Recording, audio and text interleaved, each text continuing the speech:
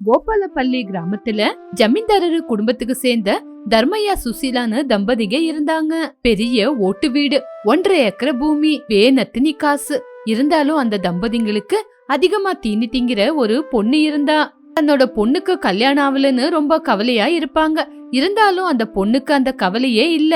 அவளுக்கு சாப்பிட என்ன வேணும் அப்படின்னு அந்த வீட்ல வேலைக்காரங்களா இருக்கிற கோபாலம் தம்பதிங்களுக்கு சொல்லிக்கிட்டு இருந்தா.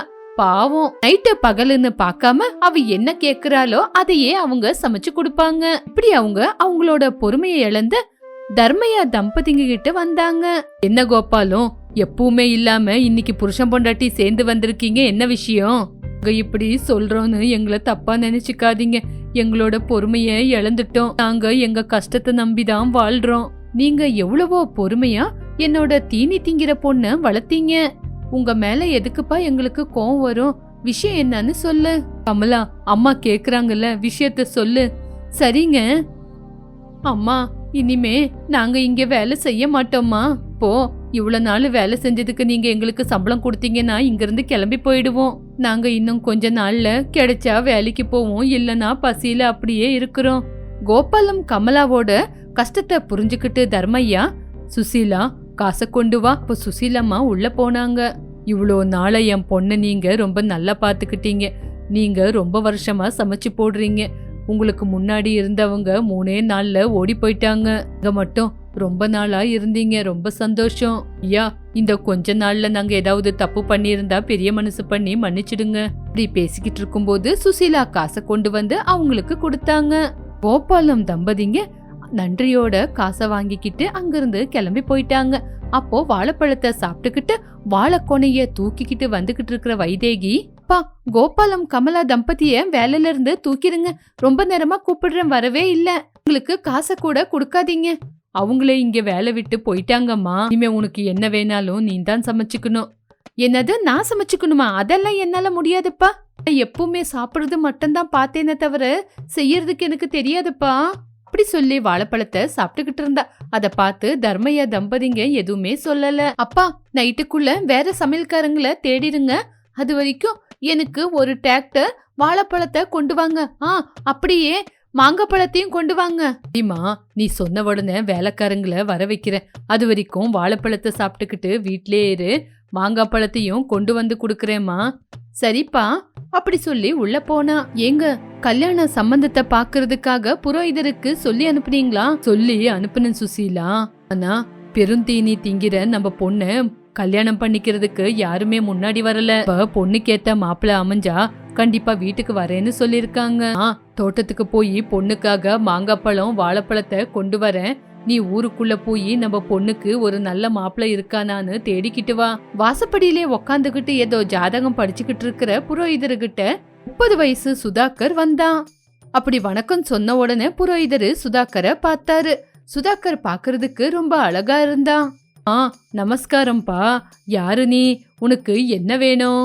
ஐயா, உங்களுக்காக தான் வந்தேன் ஐயா. என்னது, எனக்காக வந்தியா? என்ன விஷயம்பா? எனக்கு ஒரு கல்யாணத்தை செய்யணும் புரோகிதரே. ஓ, அப்படியாப்பா, கண்டிப்பா செஞ்சு வச்சிடலாம். கல்யாணம் எங்க, பொண்ணு யாரு, அது எல்லாமே நீங்க தான் சொல்லணும் புரோகிதரே. அப்படின்னா? புரோகிதரே, நான் சரியா படிக்கல. என்ன விவசாயம், என்ன விளைவிக்கிறோம், ஆளுங்க வேலை செய்யறாங்களா எல்லாம் பாத்துக்குவேன். ஆனா அதுக்காக நான் களத்துல இறங்கி வேலை செய்ய மாட்டேன். நான் உக்காந்த இடத்துல உக்காந்துக்கிட்டு நல்லா ராஜா மாதிரி வாழ்ற வாழ்க்கை இருந்தா சொல்லுங்க, உடனே பொண்ணுக்கு தாலி கட்டிடுறேன் அப்படின்னு சொன்ன உடனே அந்த வார்த்தையை கேட்டு புரோகிதரு சந்தோஷப்பட்டு, இவ்வளோ காலமா எங்கப்பா இருந்த? உன்ன மாதிரி ஒரு சம்பந்தத்துக்காக தான் ஜமீன்தாரர் ஐயா குடும்பம் காத்துக்கிட்டு இருக்கு. எதுக்குங்க ஐயா, இனிமே லேட் பண்ணோம், வாங்க கல்யாணத்தை பேசி முடிக்கலாம். ஆனா என்ன தெரியுமாப்பா, பொண்ணு என்னங்க ஐயா, பொண்ணு கருப்பா இருப்பாளா? ஐயோ, பொண்ணு தேவதை மாதிரி இருப்பா. ஓ, அப்பனா ரொம்ப குண்டா இருப்பாளா? என்ன தம்பி, நீங்க இப்படியெல்லாம் பேசுறீங்க? அப்புறம் என்னங்க ஐயா?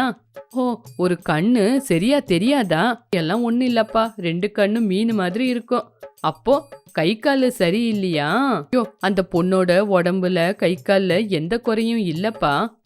அப்போ என்னங்க ஐயா, என்னதான் குறை? அந்த பொண்ணுக்கு சாப்பாடுனா ரொம்ப இஷ்டம். எப்ப பார்த்தாலும் சாப்பிட்டுக்கிட்டே இருக்கும். அவ்வளவுதானங்க ஐயா. பொண்ணு பாக்குறதுக்கு லட்சணமா இருக்கா, நல்லா மெலிசா இருக்கா, பாக்குறதுக்கு தேவதை மாதிரி இருக்கா.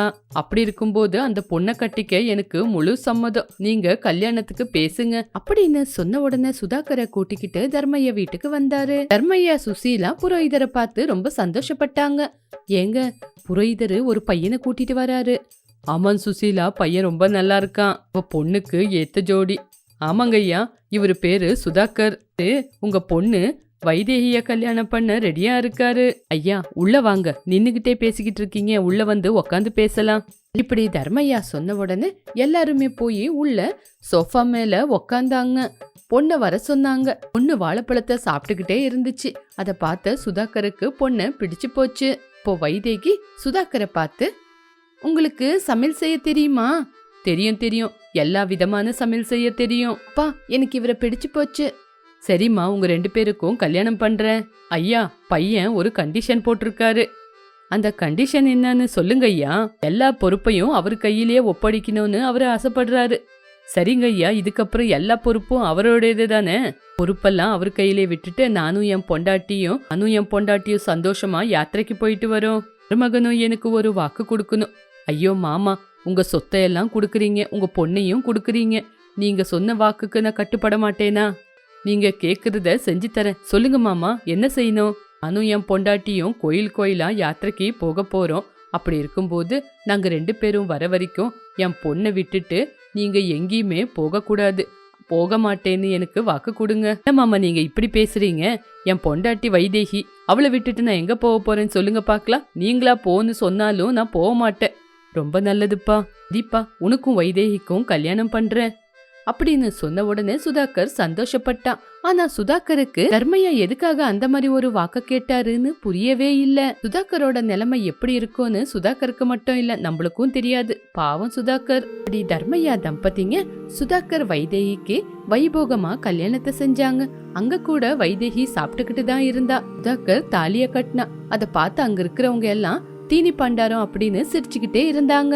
தர்மையா அவரோட பொண்டாட்டியும் பொண்ணுக்கு நல்லபடியா கல்யாணம் நடந்துச்சு அப்படின்னு கோயிலுக்கு யாத்திரைக்கு புறப்பட்டாங்க. நீங்களும் பொண்ணும் சந்தோஷமா இருங்க. இனிமே எல்லா பொறுப்பும் உங்களோட இது. வைதேகி, அடிக்கடிக்கு மாப்பிள்ள கிட்ட சமையல் செய்ய வச்சுக்கோ. சரியா?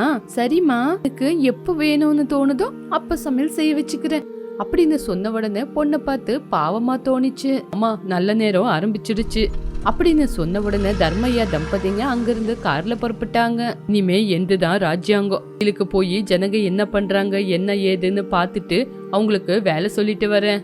2 கையில மாங்காய் பிடிச்சுக்கிட்டு இருக்கிற வைதேகி அவங்கிட்ட வந்தா. எங்கங்க கிளம்புறீங்க? வயலுக்கு போயிட்டு வரேன். வயலுக்கெல்லாம் அப்புறமா போங்க, எனக்கு ரொம்ப பசி எடுக்குது, சாப்பிடுறதுக்கு ஏதாவது செஞ்சு கொடுங்க. மாங்காய் சாப்பிட்றல, இந்த வேலைக்கு அதை சாப்பிட்டுக்கிட்டு. மாங்காய் சாப்பிட்டா பசி ஆறாதுங்க, தடபுடலா சமையல சாப்பிடணுங்க. நான் இப்போ மாங்காய் சாப்பிட்டுக்கிட்டு இருக்கேன். இனிமே நம்ம இருக்கிறது பெட்ரூம் இல்ல, சமையல் ரூம். நம்ம இனிமே அங்கேயே சாப்பிட்டு அங்கதான் தூங்கணும் அப்படின்னு சொன்ன உடனே சுதாகர் அழுவுற மாதிரி மூஞ்ச வச்சுக்கிட்டான். சரிங்க, போங்க போங்க, இந்த துணிய மாத்திட்டு சமையல் செய்யறதுக்கு துணி போட்டுக்கிட்டு வாங்க. சொன்ன உடனே சுதாகர் துணிய மாத்திட்டு சமையல் செய்யற துணிய போட்டுக்கிட்டு வந்தான். ராஜா மாதிரி எல்லாருக்கும் வேலை சொல்லிக்கிட்டு வாழணும்னு வந்த சுதாகருக்கு பண்டார ஆன வைதேகி தன்னோட புருஷனை சமையல் ரூம்ல இருந்து வெளியவே விடுறது இல்ல. அவன் சுதாகர் ராத்திரி பகலுன்னு இல்லாம சமையல் அறைக்குள்ள சமையல் செஞ்சுக்கிட்டு இருந்தான். வைதேகி நல்ல மூக்க பிடிக்க சாப்பிட்டுக்கிட்டு இருந்தா. இதுதான் இன்னையோட கதை. மறுபடியும் ஒரு நல்ல கதையோட மீண்டும் சந்திக்கலாம். அது ராத்திரி நேரம், கிட்டத்தட்ட 11 மணி தாண்டி இருக்கும். அப்போ அந்த ஊர்ல ஒரு இடத்துல ஏற்பாடு பண்ணி வச்சிருந்த சிமெண்ட் சேர்ல பாஸ்கர் சுபாஷ் அப்படிங்கிற 30 வயசு திருடனுங்க உட்காந்துக்கிட்டு இருந்தாங்க. பகல் நேரத்துல இவங்க நிறைய கடைங்களுக்கும் வீடுங்களுக்கும் போய் வேலை வேணும் அப்படின்னு கேட்டு திருட வேண்டிய வீட்டை சரியா நோட்டு பார்த்து வச்சிடுவாங்க. ராத்திரி நேரத்துல எங்க திருடணுமோ அங்க திருடிக்கிட்டு எந்த பிரச்சனையும் இல்லாம ஒரு வாடகை வீட்டுல சந்தோஷமா வாழ்ந்துகிட்டு இருந்தாங்க. அன்னைக்கு ராத்திரி நேரம், டேய், நீ சொன்ன அந்த பிச்சைக்காரன் இருக்கிற இடம் இதுதானா? ஆமாண்டா, தினமும் அவனுக்கு 10 ரூபா கொடுத்து அவன் இங்கதான் இருக்கான் அப்படிங்கறத தெரிஞ்சுக்கிட்டேன். அவன் தினமும் இதே இடத்துலதான் பிச்சை எடுப்பானா. அதுக்கப்புறம் இங்க எங்க இடம் கிடைக்குதோ அங்கேயே தங்கிடுவேன் அப்படின்னு சொன்னான். அந்த பிச்சைக்காரன் கிட்ட நாம திருடுற அளவுக்கு பணம் இருக்கும் அப்படின்னு எனக்கு நம்பிக்கை இல்லடா. நானும் முதல்ல பிச்சைக்காரங்க கிட்ட எப்படி பணம் இருக்குன்னு நினைச்சேன்டா. ஆனா ஒரு நாள் நியூஸ்ல பார்த்தேன், பிச்சைக்காரன் ஒருத்தன் செத்து போயிருந்தானா. ஆனா அவன்கிட்ட இருக்கிற பையில 5 லட்சம் ரூபாய் இருந்துச்சாமா. இத வச்சு நீ என்ன நினைக்கிற? இந்த பிச்சைக்காரங்க எல்லாம் சாப்பிட தேவையான பணத்தை மட்டும் செலவு பண்ணி மிச்ச பணத்தை அவங்க கிட்டயே எடுத்து வச்சுப்பாங்கன்னு தான் இல்லையா? அப்படி இந்த தெருவில் இருக்கிற பிச்சைக்காரனும் பல வருஷமா பிச்சை எடுக்கிறான் அப்படிங்கறது அவன் சொல்லி எனக்கு தெரிஞ்சுது. அவன் தோல்ல இருக்கிற பையில கிட்டத்தட்ட 2 ல 3 லட்சம் ரூபாவது இருக்கணும்டா. அதனாலதான் இன்னைக்கு நான் உன்னை இங்க கூட்டிட்டு வந்தேன். அவ்வளவு பணம் இருக்குன்னு நீ எப்படிடா கணக்கு போட்ட? நாம திருடனுங்கடா. பணப்பை எப்படி இருக்கும், பொருளுங்க இருக்கிற பை எப்படி இருக்கும், அது கூட நம்ம தெரிஞ்சுக்கலன்னா நாம எப்படிடா நல்ல திருடனுங்களா இருக்க முடியும்? சரிடா பாஸ்கர், அந்த பிச்சைக்காரன் எங்க இருக்கான்னு தேடலாம் வா. போர்வை பொத்தி படுத்திருந்தானா போர்வையை இழுத்து பாத்திர வேண்டியதுதான். யாராவது எழுந்திருச்சு என்ன ஏதுன்னு கேள்வி கேட்டா நம்ம கிட்ட இருக்கிற கத்தியை காட்டி மிரட்டலாம். அவ்வளோதான், பயந்து போயிடுவானுங்க. போர்வை பொத்திக்கிட்டு மறுபடியும் படுத்துடுவானுங்க. சரிடா, என்ன ஆனாலும் இன்னைக்கு ராத்திரி அந்த பிச்சைக்காரனை பிடிச்சுதான் ஆகணும். அவன்கிட்ட இருக்கிற பணத்தை இன்னைக்கு நாம அடிச்சுதான் ஆகணும். அப்படி அவனுங்க 2 பேரும் தெரு தெருவா சுத்தி அந்த பிச்சைக்காரனை தேடிக்கிட்டு இருந்தாங்க. எங்க தேடினாலுமே அந்த பிச்சைக்காரன் மட்டும் அவங்களுக்கு கிடைக்கவே இல்ல. அப்படி அவங்க 2 பேரும் தேடிக்கிட்டே தெரு தெருவா சுத்திக்கிட்டு இருந்தாங்க. இப்படியே நேரமும் போயிடுச்சு. விடிய காலையில நேரம் சேவலும் கூவிடுச்சு. சரியா அந்த நேரத்துக்கு தான் 40 வயசு இருக்கிற திருடன் கிழிஞ்சு போன சொக்காவை போட்டுக்கிட்டு தோல்ல ஒரு பைய போட்டுக்கிட்டு கையில தட்டு பிடிச்சுக்கிட்டு தெருவுல நடந்து போய்கிட்டு இருந்தான். அப்போ வழியில ஒரு சிவன் கோயில் இருக்கிறத பார்த்து சிவன் கோயில்ல உள்ள போனப்போ லிங்கத்துக்கு முன்னாடி விளக்கு எரிஞ்சுக்கிட்டு இருந்துச்சு. ஹரஹர மகாதேவா, நம சிவாயா, என்ன காப்பாத்து சிவனே அப்படின்னு அந்த கோவில் கிட்ட நின்னு கையெடுத்து கும்பிட்டான் அந்த பிச்சைக்காரன். கடவுளே, தினமும் உன்கிட்ட சொல்ற விண்ணப்பந்தாப்பா. இன்னைக்கு மறுபடியும் அதையேதான் சொல்றேன். தானம் பண்ணுங்கன்னு நான் கை நீட்டினா இருக்கிற கைங்க எல்லாமே எனக்கு தானம் பண்ணியே ஆகணும்ப்பா. இந்த படைப்புல இருக்கிற அத்தனை உயிரினத்துக்கும் நீங்க தான் உயிர் கொடுத்திருக்கீங்க. நீங்க தான் அவங்க எல்லாரையும் படைச்சவரு. அவங்கள ஆட்டி படைக்கிறதும் நீங்க தான், அவங்கள வாழ வைக்கிறதும் நீங்க தான். பாத்துக்கோங்கப்பா. இந்த பக்கம் வாடகை வீட்டுல வாழ்ந்துகிட்டு இருந்த பாஸ்கர் சுபாஷ் தூங்கிக்கிட்டு இருந்தாங்க. அப்பதான் அலாரம் சத்தம் கேட்டுச்சு. அப்பதான் பாஸ்கர் உடனே எழுந்திருச்சான். அந்த அலாரம ஸ்டாப் பண்ணான். அதுக்கப்புறம் கொரட்ட சத்தம் கேட்கும் போது பக்கத்துல தூங்கிக்கிட்டு இருந்த சுபாஷ பார்த்தான். விடிய காலையில போய் அந்த பிச்சைக்காரனை பிடிச்சி அவன்கிட்ட இருக்கிற பணத்தை எடுத்துட்டு வரலான்னு சொன்னான். ஆனா அந்த ஞாபகம் இல்லாம தூங்குறான் பாரு, என்ன மனுஷனோ என்னவோ அப்படின்னு பாஸ்கர் சுபாஷோட முகத்துல அடிச்சான். அவ்வளவுதான், பதறி அடிச்சு எழுந்திருச்சு உக்காந்த சுபாஷ்க்கு ஒண்ணுமே புரியல. அப்போ எழுந்திருச்சு உக்காந்துகிட்டு இருக்கிற பாஸ்கர சுபாஷ் கவனிச்சான். அப்போ பாஸ்கர் எதுவும் தெரியாத மாதிரி, என்னடா ஆச்சே, அலாரம் சத்தம் கேட்டு எழுந்திருச்சு உக்காந்துக்கிட்டு இருக்கேனா, நீ ஏன் இப்படி இருக்க? யாராவது அடிக்கிற மாதிரி கனவு கண்டியா என்ன? கனவுலாம் இல்லடா பாஸ்கர், உண்மையிலேயே யாரும் அடிச்ச மாதிரி தான் இருந்துச்சு, கண்ணம் வலிக்குதே அப்படின்னு சுபாஷ் சொல்லிக்கிட்டு இருக்கும்போது பாஸ்கர் உடனே சுபாஷ் கிட்ட, கன்னத்துல கொசுவோ ஈயோ வந்து உக்காந்துருக்கோம், அப்ப கண்ணை முடிக்கிட்டு உன்னை நீயே அடிச்சுக்கிட்டு இருப்படா. இப்ப நாம அந்த பிச்சைக்காரனை தேடுறதா இல்ல உன்னை அடிச்சவன் யாருன்னு போய் தேடணுமா? ஆமாடா பாஸ்கர், இனி கொஞ்ச நேரம் கூட லேட் பண்ணக்கூடாது. அந்த தெருவுக்கு போலாம் வா. காலையில எப்படி விடிஞ்சிருச்சுல்ல, அந்த பிச்சைக்காரன் பிச்சை எடுக்க வருவான், நம்ம கையில அவன் மாட்டுவான். அப்படி 2 பேரும் எழுந்திருச்சு வேகமா வீட்டை விட்டு வெளியில வந்தாங்க. தெருவுல நடந்து போய்கிட்டு இருந்தாங்க. அதுக்குள்ள விடிஞ்சிருச்சு. அப்ப பிச்சைக்காரன் ஒரு தெருவுல உட்காந்துக்கிட்டு, தானம் பண்ணுங்கம்மா, தர்மம் பண்ணுங்கம்மா, வீட்டுல என் புள்ளைங்க பசியோட தவிக்கிறாங்க, அவங்க 2 வேளை சாப்பிடணும்னா நீங்க தாயா மனசு வைக்கணும், உங்களுக்கு புண்ணியம் வந்து சேரும், எவ்வளவு முடியுமோ அவ்வளவு தானம் பண்ணுங்க ஐயா அப்படின்னு சோகமா முகத்தை வச்சுக்கிட்டு பிச்சை எடுத்துக்கிட்டு இருந்தான். அந்த தெருவுல நடந்து போய்கிட்டு இருக்கிறவங்க எல்லாரும் அந்த பிச்சைக்காரன் பேச்ச நம்பி அவங்களால எவ்வளவு முடியுமோ அவ்வளவு பணத்தை அந்த பிச்சைக்கார தட்டுல போட்டு போனாங்க. அப்போ அதே இடத்துல இருக்கிற ஒரு மரத்துக்கு பின்னாடி பாஸ்கரும் சுபாஷும் நின்னுக்கிட்டு அந்த பிச்சைக்காரனையே கவனிச்சுக்கிட்டு இருந்தாங்க. இப்படி ஒரு 2-3 மணி நேரத்துக்கு அப்புறமா அந்த பிச்சைக்காரன் கிட்ட இருந்த தட்டு பணத்தால ரொம்பியே போச்சு. உடனே அந்த பிச்சைக்காரன் அந்த பணத்தை எல்லாத்தையுமே அவன்கிட்ட இருக்கிற பையில போட்டுக்கிட்டான். அத சுபாஷும் பாஸ்கரும் பாத்துக்கிட்டு தான் இருந்தாங்க. இப்ப என்னடா சொல்ற, அவன்கிட்ட எவ்வளவு பணம் இருக்கு பாரு, வா சாப்பாடு வாங்கி தரேன்னு சொல்லி அவன் எங்கேயாவது கூட்டிட்டு போலாம். எங்கடா கூட்டிட்டு போறது? யாரும் இல்லாத இடத்துக்கு கூட்டிக்கிட்டு போலாம்டா. பணத்தை கொடுத்தானா உயிரோட விட்டுடலாம், பணத்தை கொடுக்க மாட்டேன் அப்படின்னு சொன்னானா கொண்டு போட்டு பணத்தை எடுத்துக்கலாம். அப்படின்னு சொல்லிக்கிட்டு 2 பேரும் அந்த பிச்சைக்காரன் கிட்ட வந்தாங்க. சரியா மத்தியான நேரம் ஆச்சு. அப்ப அந்த பிச்சைக்காரன் பாஸ்கரை அடையாளம் கண்டுபிடிச்சான். நீங்களாப்பா? எப்ப வந்தீங்க? ரொம்ப நல்லவருப்பா. பார்க்கும்போதெல்லாம் 10 ரூபாய் பிச்சை போட்டுட்டு போவீங்க. உங்களை மாதிரி புண்ணியம் செய்யறவங்க இருக்கிறதுனால தான்ப்பா எங்களை மாதிரி பிச்சைக்காரங்க சந்தோஷமா வாழ்ந்துகிட்டு இருக்கோம். போடுங்க ஐயா, பிச்சை போடுங்க. இங்க பாருங்க பெரியவரே, இன்னைக்கு நான் பணம் எடுத்துட்டு வரல, அதனால பணம் கொடுக்க முடியாது. இன்னொரு நாள் பார்க்கும்போது கொடுங்க ஐயா. பரவாயில்ல. அப்படி இல்லை பெரியவரே, இவன் என் ஃப்ரெண்டு. இவனுக்கு ஒரு ஹோட்டல் இருக்கு. எங்க கூட நீங்க வந்தீங்கன்னா இவன் ஹோட்டல்ல சாப்பாடு கொடுத்துட்டு உங்களை கூட்டிட்டு வந்து விட்டுருவேன். வாங்க போலாம் அப்படின்னு பாஸ்கர் சொன்ன உடனே அந்த பிச்சைக்காரனும் சரி வரேன் அப்படின்னு ஒத்துக்கிட்டான். உடனே ஒரு ஆட்டோல அந்த பிச்சைக்காரனை கூப்பிட்டுக்கிட்டு யாரும் இல்லாத காலியா இருக்கிற ஒரு இடத்துக்கு அவங்கள கூட்டிட்டு போனாங்க. அதை பார்த்ததுமே அந்த பிச்சைக்காரனுக்கு பயமும் வந்துருச்சு. 3 பேரும் ஆட்டோ விட்டு இறங்குனாங்க. அப்போ சுபாஷும் பாஸ்கரும் அவங்க கிட்ட இருக்கிற கத்தியை எடுத்து அந்த பிச்சைக்காரனை மிரட்டினாங்க. அதை பார்த்து பிச்சைக்காரன் பயந்து போய், என்னப்பா இதெல்லாம், சோறு போடுறேன்னு கூட்டிட்டு வந்தியே, ரொம்ப நடிக்காத. தினமும் பிச்சை எடுத்த பணத்தை எல்லாம் எங்க வச்சிருக்கன்னு சொல்லிடு. அதை எல்லாத்தையும் எங்க கிட்ட கொடுத்தா உன்னை உயிரோட விட்டுடுவோம். அப்படி முடியாதுன்னு சொன்ன அப்படின்னு மிரட்டிக்கிட்டு இருந்தாங்க. அதை கேட்டு பிச்சைக்காரன் பயந்து, இங்க பாருப்பா, நான் ஒரு பிச்சைக்காரன்ப்பா. பிச்சை போடுறவங்க ரொம்ப கம்மி ஆயிட்டாங்க. பெருசா என்கிட்ட எதுவும் இல்லப்பா. தினமும் கிடைக்கிற பணத்துல நான் சாப்பிட்டு வாழ்ந்துகிட்டு இருக்கேன், அவ்வளவுதான். பாக்குறதுக்கு பாவமா இருக்கேன்னு தினமும் உனக்கு எல்லாரும் எவ்வளவு பிச்சை போடுறாங்கன்னு எனக்கு தெரியும். தினமும் நான் கண்ணார பாத்துக்கிட்டு தானே இருக்கேன். ஒழுங்கு மரியாதை இருக்கிற எல்லாத்தையுமே கொடுத்துரு அப்படின்னு சொல்லி பாஸ்கர் அவரை மிரட்டினான். அடிக்கவும் செஞ்சான். அந்த அடி தாங்க முடியாம அந்த பிச்சைக்காரன் கீழே விழுந்துட்டான். அதுக்கப்புறமா பாஸ்கரும் சுபாஷும் அங்கிருந்து கிளம்பிட்டாங்க. கொஞ்சம் நேரத்துக்கு அப்புறமா மயக்க போட்டிருந்த அந்த பிச்சைக்காரன் எழுந்திருச்சு நடக்க முடியாம நடந்து கொஞ்சம் தூரத்துல இருக்கிற ஒரு அனாதாசிரமத்துக்கு வந்து சேர்ந்தான். அந்த அனாதாசிரமத்துல சின்னவங்க பெரியவங்கன்னு நிறைய பேர் இருந்தாங்க. அடிபட்டு வந்திருக்கிற அந்த பிச்சைக்காரனை பார்த்து கவலைப்பட்டாங்க. உடனே அவரை பெட்ல படுக்க வச்சு அவருக்கு சேவைகளை செஞ்சுக்கிட்டு இருக்கும்போது திடீர்னு பாஸ்கரும் சுபாஷும் அங்க வந்தாங்க.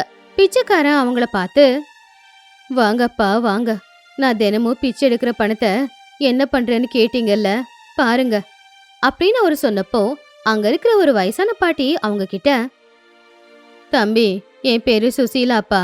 ஒரு நாள் ராத்திரி நேரம் என் புள்ள நடு தெருவுல என்ன விட்டுட்டு போயிட்டான். என்ன பண்றதுன்னு தெரியாம தவிச்சுக்கிட்டு இருக்கிறப்போ இவருதான் என்னை இங்க கூட்டிட்டு வந்து வச்சு நல்லபடியா பாத்துக்கிறாரு அப்படின்னு சொல்லும்போது அங்க இருக்கிற ஒரு சின்ன பையன் இப்படி சொன்னான், அண்ணன், நான் பிறக்கும் போதே எனக்கு ஒரு கால் வேலை செய்யல. உன்னை ஹாஸ்பிட்டல்ல கூட்டிட்டு போய் சேர்க்கிறேன்னு சொல்லி எங்க அப்பா கூட்டிட்டு வந்து தெருவுல என்ன படுக்க வச்சு நான் தூங்கினதுக்கு அப்புறம் விட்டுட்டு போயிட்டாரு. நான் எழுந்திருச்சு அழுதுகிட்டு இருக்கும்போது இந்த தாத்தா தான் என்னை இங்க கூட்டிட்டு வந்து நீ யாரு என்னன்னு என்கிட்ட விவரத்தை கேட்டாரு. அப்ப நீ சொல்லலையா? சொல்லல அண்ணன். என்ன வேண்டான்னு சொல்லிதானே எங்க அப்பா நடுத்தெருவுல விட்டுட்டு போயிட்டாரு.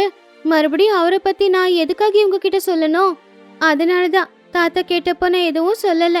அன்னையில இருந்து தாத்தா தான் இங்க வச்சு என்ன நல்லா பாத்துக்கிறாரு அப்படின்னு சொல்லிக்கிட்டு இருக்கும்போது அந்த பிச்சைக்கார தாத்தா எழுந்திருச்சு போய் ஒரு பழைய பெட்டியில இருக்கிற கொஞ்சம் பணத்தை சுபாஷ் அப்புறம் பாஸ்கர் கிட்ட கொண்டு வந்து கொடுத்தாரு. இங்க பாருங்கப்பா, இந்த ஆசிரமத்துல வாழ்ந்துகிட்டு இருக்கிற ஒவ்வொருத்தங்க பின்னாடியும் கண்ணுல கண்ணீர் வர அளவுக்கு ஒரு கதை இருக்கு. தினமும் நான் பிச்சை எடுத்த பணம், இந்த சின்ன பையன் ஒரு ஹோட்டல்ல வேலை செஞ்சு கொண்டு வந்து கொடுக்கற பணம், அந்த வயசான அம்மா 2 வீட்டுல பாத்திரம் கழுவி கொண்டு வந்த பணம், இதெல்லாம் சேர்த்து இவ்வளவுதாப்பா இருக்கு.